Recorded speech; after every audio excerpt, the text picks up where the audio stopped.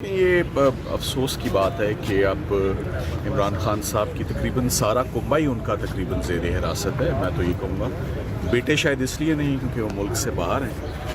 یہ تو 302 کے مقدموں میں ہوتا تھا کہ کافی وائڈر نیٹ پھینکے جاتے تھے, پوری فیملیز کو امپلیکیٹ کر دیا جاتا تھا.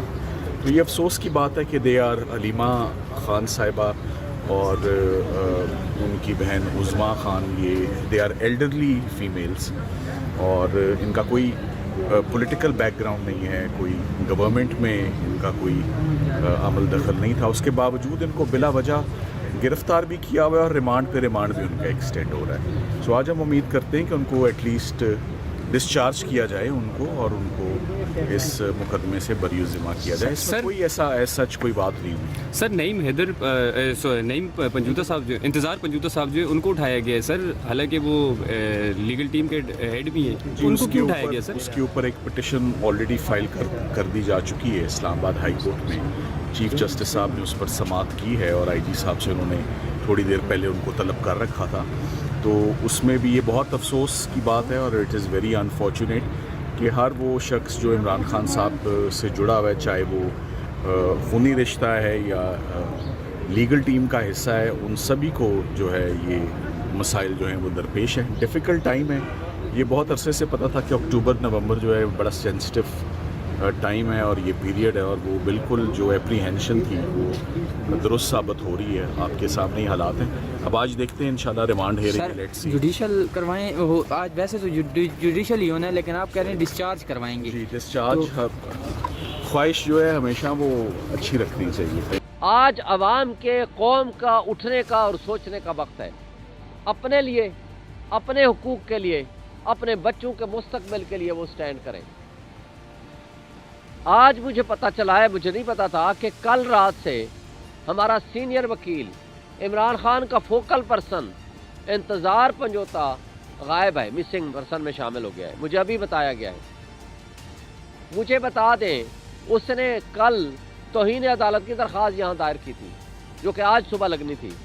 مجھے نہیں پتا لگ گئی ہوگی, اس پہ کیا آرڈر پاس ہوا کہ جو عمران خان سے ملاقاتوں پہ پابندی لگا دی گئی ہے. لیکن سوال یہ پیدا ہوتا ہے کہ آپ ایک سینئر وکیل فوکل پرسن عمران خان کا, اس کو کس نے اٹھایا, اور اس کو اٹھا کر کے آپ کیا میسج دینا چاہ رہے ہیں؟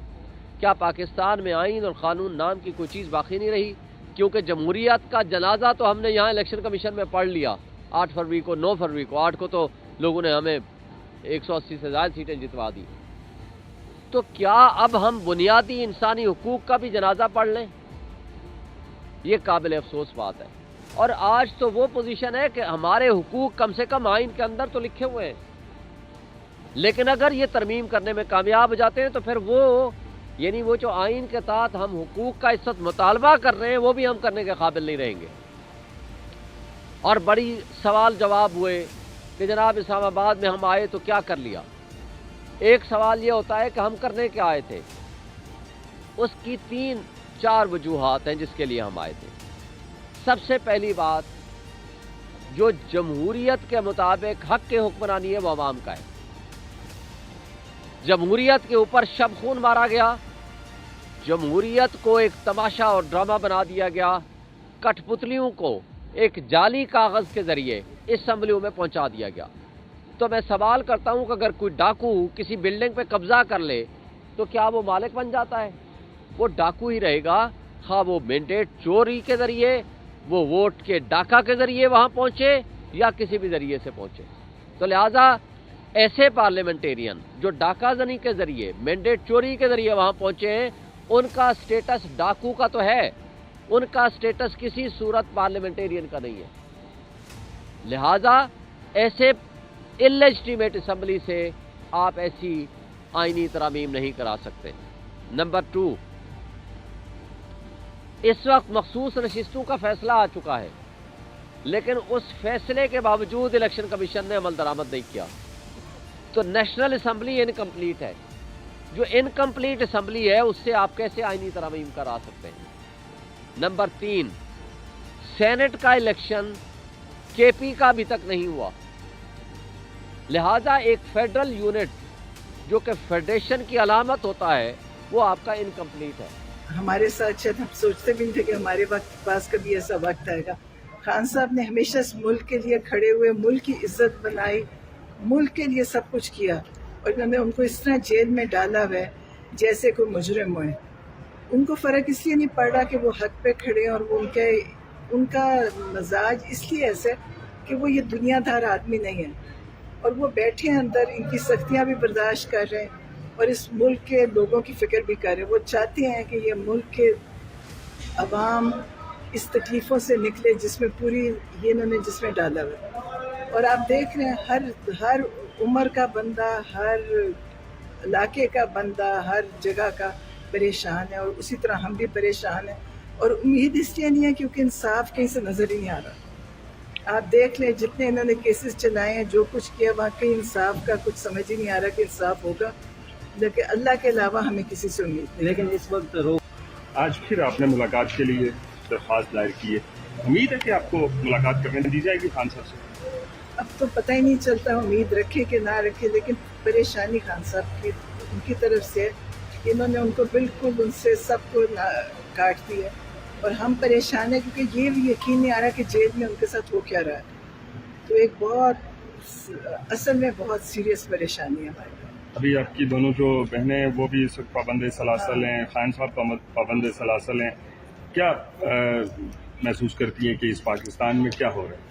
بس پاکستان میں وہی ہو رہا ہے جو اتنے سالوں سے ہو رہا تھا, اور وہ ہر ایک کے ساتھ ہی زیادتی ہو رہی تھی. لیکن اب مجھے لگتا ہے ہمارے ساتھ شاید ہم سوچتے بھی نہیں تھے کہ ہمارے پاس کبھی ایسا وقت آئے گا. خان صاحب نے ہمیشہ اس ملک کے لیے کھڑے ہوئے, ملک کی عزت بنائی, ملک کے لیے سب کچھ کیا, اور انہوں نے ان کو اس طرح جیل میں ڈالا ہوا ہے جیسے کوئی مجرم ہوئے. آپ مجھ سے, کیونکہ میں تو اس وقت سے کسٹڈی میں نا, میرے متعلق جو ہے بات کریں کیا ہے, تاکہ میں اپنی بات کروں. کیا آپ ان کے ساتھ میں پھر یہ کہہ رہا ہوں, آپ پرسنلی آپ چوروں اور ڈاکوؤں کو, آپ اپنی بات نہ کریں, میری بات سنیں جی. چوروں اور ڈاکوؤں کو, شہباز شریف کو اور زرداری کو جب آپ ملک کے حوالے کریں گے اور ملک کے مسند پہ بٹھائیں گے تو ملک میں امن نہیں آ سکتا, ملک میں انویسٹمنٹ نہیں آ سکتی, سکون نہیں ہو سکتا. اس لیے آج پاکستان کے وکلا ہر جگہ سے آواز اٹھا رہے ہیں, سول سوسائٹی آواز اٹھا رہی ہے, پی ٹی آئی اور دوسری جماعتیں آواز اٹھا رہی ہیں, مولانا فضل الرحمان صاحب آواز اٹھا رہے ہیں کہ ملک کو اگر یکجا کرنا ہے تو آزاد عدلیہ اور قانون کی حکمرانی اس کے لیے ضروری ہے. اسی کے لیے اعظم سواتی 76 سال کی عمر میں یہ قربانی دے رہا ہے, کوئی کسی قسم کی کوئی فکر نہیں. اس لیے عمران خان ہمارا قائد ہے, اور عمران خان کے بغیر یہ ملک یکجا نہیں ہو سکتا. پاکستان کو اس وقت یکجا کرنے کی ضرورت ہے, معصوموں کو خون کرنے کی ضرورت نہیں, لوگوں کو جیلوں میں ڈالنے کی ضرورت نہیں, لوگوں کو پولیس اسٹیشن کے اندر رکھنے کی ضرورت نہیں. اس کی ضرورت ہے کہ ہم پاکستان کو یکجا کریں.